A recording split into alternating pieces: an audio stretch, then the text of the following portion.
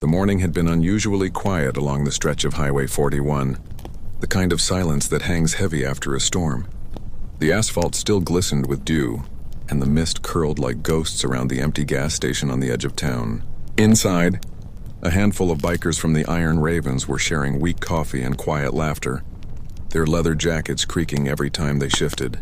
Among them sat Bear, a name earned, not given, his thick beard streaked with gray, and his hands scarred from a lifetime of rebuilding engines and breaking chains.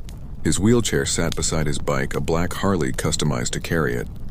He hadn't ridden it in months, not since the accident that took his legs on a wet mountain curve last winter, but he still came to every Sunday ride, still showed up when the brothers gathered, still looked out at the road like it was an old friend he could no longer touch. "Next spring," he said quietly that morning, his voice gravel-thick, "I'll ride again." The others smiled, pretending not to notice the tremor in his hands as he wrapped them around the mug. Bear had been the soul of the Iron Ravens, the man who took in strays, bikers and kids alike. When someone was stranded, he came. When someone fell, he picked them up. But when his legs were crushed beneath the twisted metal of his bike, he never complained. He just learned to live slower, quieter, and with an ache that didn't go away. That day, the quiet didn't last long. The police cruiser rolled into the gas station, lights flashing, though there was no reason for it. Two officers stepped out, one young, lean, with a face still full of arrogance and untested power. The other older, graying at the temples, his badge dull from years on the job.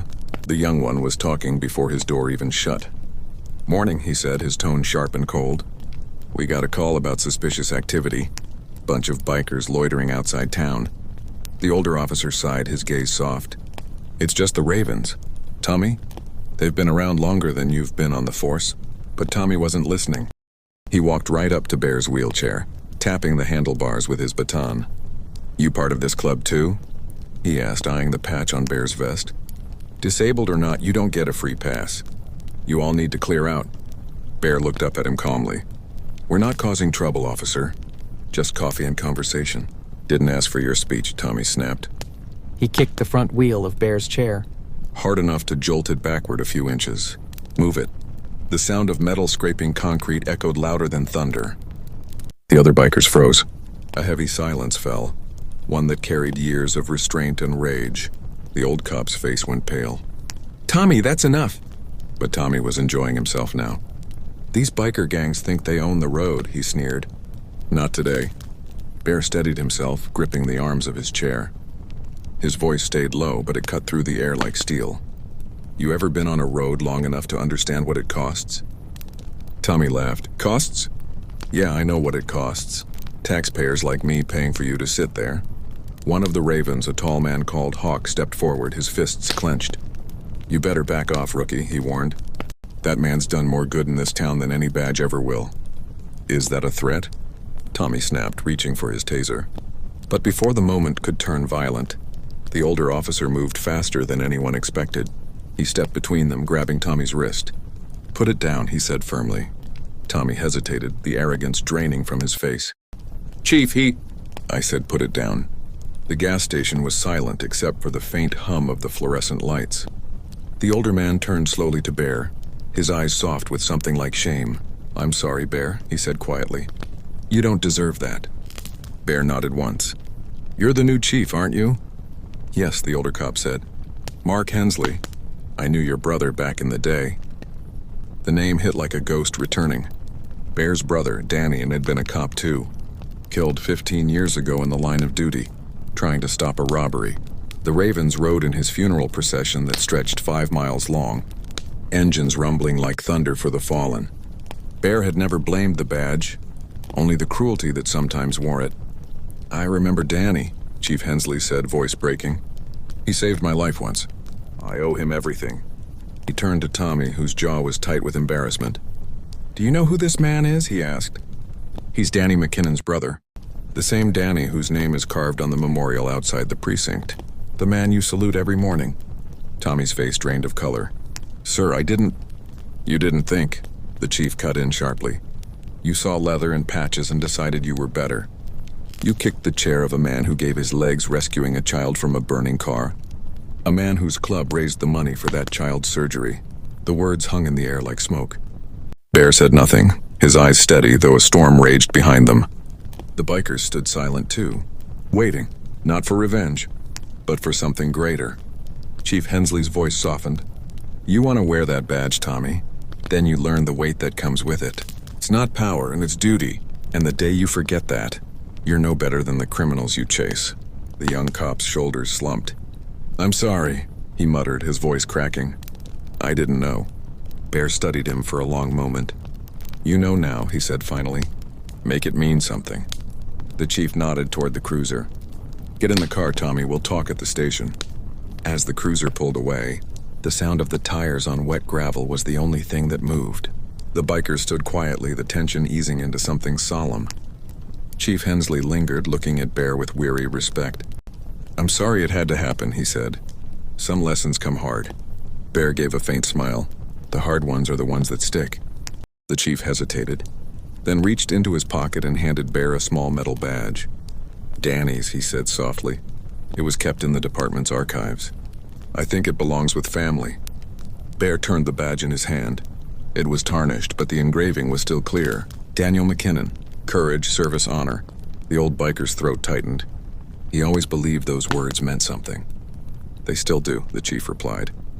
For a long while they stood there, two men on opposite sides of the law, bound by grief, by brotherhood, by something that felt like forgiveness. When the chief left, Bear sat quietly in his chair, watching the mist lift off the road. Hawk crouched beside him. You okay, brother? Bear nodded slowly. Yeah, he said. Sometimes the world needs a reminder. The ravens didn't roar away that day. They didn't make speeches or seek revenge. They stayed a while longer, cleaning up the parking lot, helping the old gas station owner restock shelves. They even patched a flat tire for a young mother who'd pulled in crying, with two kids in the back seat. When Bear handed her the repaired wheel, she thanked him with tears in her eyes. You didn't have to, she whispered. He smiled faintly. That's the thing about life, he said. Sometimes you just do. Later that afternoon, as the sun began to break through the clouds, the Iron Ravens lined up their bikes along the road. Engines idling, leather shining. They waited for Bear. Hawk rolled his chair closer. You sure you want to try? Bear grinned, the same grin he used to flash before every ride. If I wait for the perfect day, I'll wait forever. With help, he climbed onto his Harley, the one he rebuilt himself after the crash. His hands gripped the handlebars, trembling only slightly.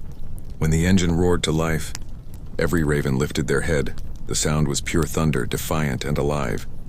They rode slow at first, Bear leading with the wind against his face, the road stretching like forgiveness ahead.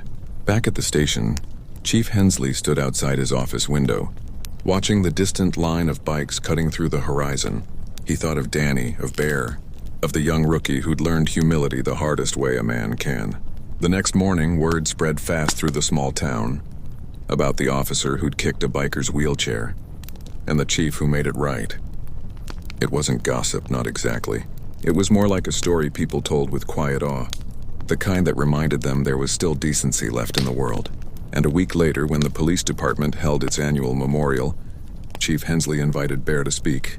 The room fell silent as the old biker rolled up to the podium, his leather vest gleaming under the soft lights. He held his brother's badge in his hand and spoke in that low, steady voice of his. My brother believed a badge meant something, he said. Not fear, not control, but protection. He believed good men stand between chaos and the innocent, no matter the cost. And out there on the road, that's what we try to do too, in our own way. Maybe it's not by the book, but it's by the heart. He paused, looking around the room filled with uniforms and patches. Doesn't matter what you ride, a Harley or a patrol car. What matters is where you're headed, and who you're willing to help along the way. When he finished, the room rose in a quiet, unified applause. Chief Hensley stood at the back, tears shining in his eyes. Even the rookie, Tommy, stood with his head bowed. Outside, the sun was setting over the horizon, painting the sky in streaks of gold and crimson.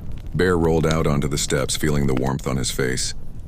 He looked down at his brother's badge one last time before pinning it onto his vest, just above the Iron Raven's insignia. Ride safe, Danny, he murmured. I'll keep the road steady for you. And as the wind picked up, carrying the hum of distant engines, Bear smiled, the kind of smile that comes when pain turns into peace, when the world, even for a moment, feels right again.